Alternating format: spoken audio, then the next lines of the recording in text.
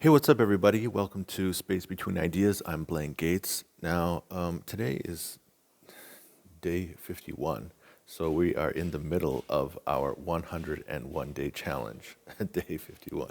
So when we reach halfway through this video, we will have officially reached the halfway point of the challenge, and we will be in the second half of the challenge, which is really exciting for me. I can't believe it, 51 days. So, wow. And the other thing is, like, today is really a pivotal day with understanding what the heck is going on with these checklists. So, I kind of like, it was kind of a gamble, right? So I just figured, sometimes when you're on vacation and you see a road and you just figure, let's go down this road, what bad thing could possibly happen at the end of this road? And I've been working with these checklists for many, many years, and I just assumed that we would find the end of the road, and all of a sudden I'm not really so sure. So, all right, so what was happening? All right, so we were talking about evaluating courses of action. What does it mean to evaluate courses of action? All right, so it means that there's a couple of choices. There's a couple of different paths you might take, and you have to decide which path is the best. And so the first thing, so we were talking about the checklist called state impact. And the first thing you do in the state impact checklist is you have to frame the context. And the second thing you have to do is develop scenarios. So now I think probably the difficult part of this situation is that I'm dealing with hypotheticals, and I'm not dealing with concrete examples. And as soon as you remove concrete examples from this process, then it becomes a little bit abstract, and it becomes difficult to really understand what the heck we're talking about. Because for you, like, I'm sure you have a specific example. So when I say frame the context to you, you're like, okay, well, this is easy. The context is this. This is my situation. This is what's happening. All right, this is the context where these scenarios occur. Like, if you're facing the problem where you need to make a decision, it means, like, you probably know the scenarios, right? You're like, well, I can do A, I can do B, or I can do C. I have like 3 decisions, or maybe you only have 2 decisions, or maybe you have 5 decisions. Maybe you have a lot of options. Maybe you have fewer options. All right, so once you decide, like, you obviously know your own, like, the scenarios that you need to be thinking about. And you obviously know the context that you should be framing. All right. So then I was like, all right, so if you're going to develop scenarios, then we need to jump into state teamwork, because often the scenarios that we're talking about are going to involve more than one person. So let's bring in together the various parties who are involved in this scenario, and then let's pinpoint the process of understanding how do we create teamwork? What does it mean to create scenarios? And what I was trying to explain was that we need multiple players in order to do that. So then in state teamwork, so we switched from the state impact checklist to the state teamwork checklist. And in the state teamwork checklist, we started talking about what? So we started with, you got to put the names. So you have your piece of paper and you write the name, one person's name, or 2 people if there's 2 people involved in a decision, or 3 people, or 4 people. All right, so put the names at the top of the piece of paper. Or maybe you have, like, the opportunity to work with 5 or 6 or 10 different people. So you might as well just get a spreadsheet out and put all those different entities at the top, and then write down, like, what are the outcomes each one of these entities want, and what are the reuses. What will your relationship with that company look like in the future if you continue to work with them? And then yesterday, I gave you 2 examples from the book Create Crucial Insight, for 2 examples that Tom Buchholz pointed out. One was a staffing firm, and another was a software firm. And basically he wrote that usually outcomes, the people are looking, the providers, they would like to provide some kind of service, and they would like to earn money. And the people who are using that service, usually they want to have some kind of a situation solved. Like, if I hire a salesperson, I want to hire that person who who can do the job and also to contain costs. Or if it's a product like software, you want the software to provide some kind of benefit and also contain costs. And the software company wants to provide this software and also to earn revenue. It seems like pretty simple. And then reuses, then of course the providers, they want to increase their reputation and then also to be able to sell more of their product to this customer and other customers in the future. And of course, the person who's receiving the service or the product, they want the benefit that would come from that service or product. Now, for you in your spreadsheet, maybe you can be a little more specific, like what specifically is the benefit that you are looking for, and what specifically are the how much are you able to pay, and then what are the costs of the service for all these different service providers. All right, so you can start to label. You could fill in all of those things in the spreadsheet so that you can start to compare different scenarios. Now today is the next step of the state teamwork checklist. All right, so the next step is what? Entities support each other via actions. All right, so in your spreadsheet or on your piece of paper, now you start to write how does the provider support the other entity? What are the actions that they actually take? Step by step, what do they do? And then the other company, it's the other entity, how do they receive that service? What do they need to do to bring that person on board? What do they need to do to acquire that product? All right, and then when they're using it, how do they use it? And then you can start to compare exactly, when you are using this product or service, how are they different between all of these different service providers? Or how are they different between all these different products?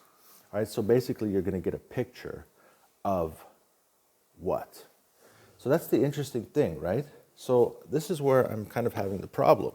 All right, so let's see if we can see this. All right, so we started here, right? So we were using the state impact checklist. And we went through the first step, which was to frame the context and then to develop scenarios. And then I was like, all right, so if we're going to develop scenarios, then we need to be talking about teamwork. So this is called, the S is, remember, state. So we have state impact, which means we're going to talk about the impact of our decision. And then in the state impact checklist, we have the framing the context, and then we have developing scenarios. So then I'm like, all right, so let's move to state teamwork. So let's talk about teamwork.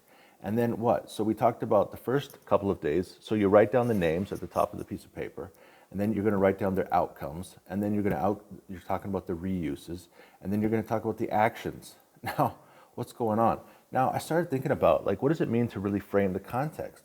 Well, to frame the context, it means you need to understand the resources involved, you want to know about the motivations involved, you want to know about the interactions. So wait a minute. This is starting to look like the state progress checklist. All right, so this is talking about shaping potential. Framing the context is actually the potential that you want to shape.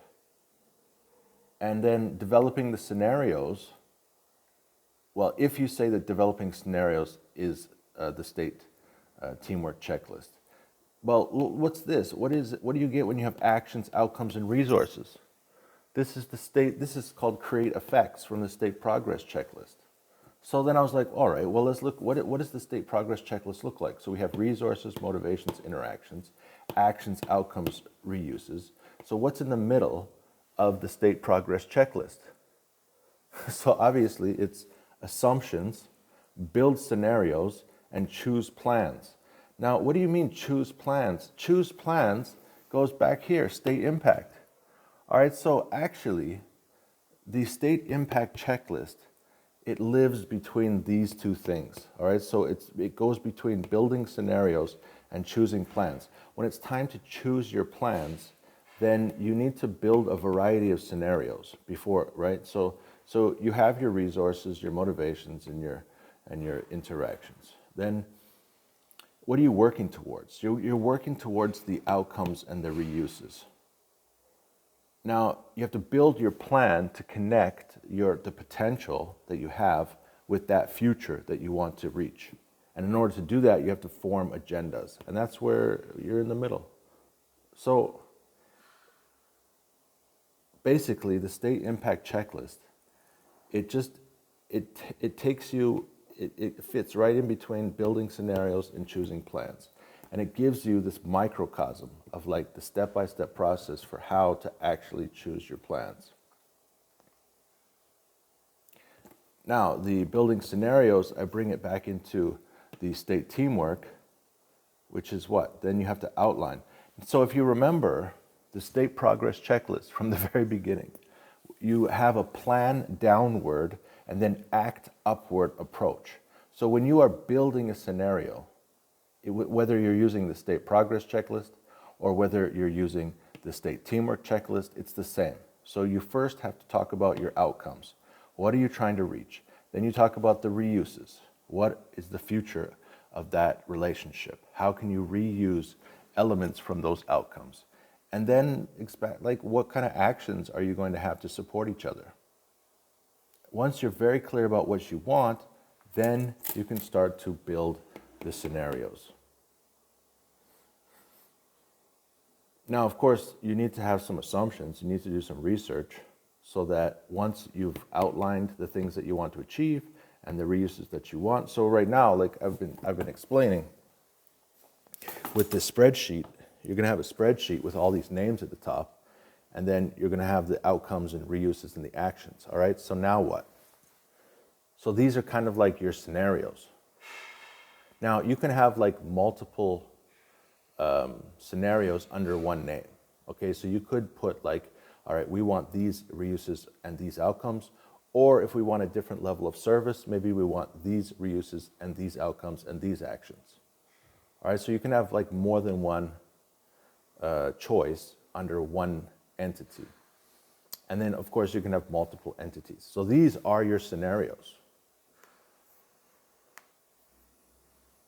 All right, there you go. So I think we found it. We figured it out. That's how we develop scenarios. We create a spreadsheet. We talk about the effects that we want to create. We look at the different levels of service. We look at the various types of benefits. And then we have to go back into the assumptions. Like, All right, so let's finish off with the state teamwork checklist, because actually what's going to happen is these assumptions are going to connect with. So in state impact, we've discussed framing context here and developing scenarios. Now that we have those two things figured out, the next like few themes of the state impact checklist are going to tell us how to develop assumptions about these different scenarios. So the question is, should we continue with state teamwork and finish that off, or should we go back to state impact and then start to talk about the assumptions which we're going to use in order to talk about the scenarios and eventually choose the plans? It's a good question. And you'll find that out tomorrow. Thank you for tuning into Space Between Ideas. I'm Blaine Gates.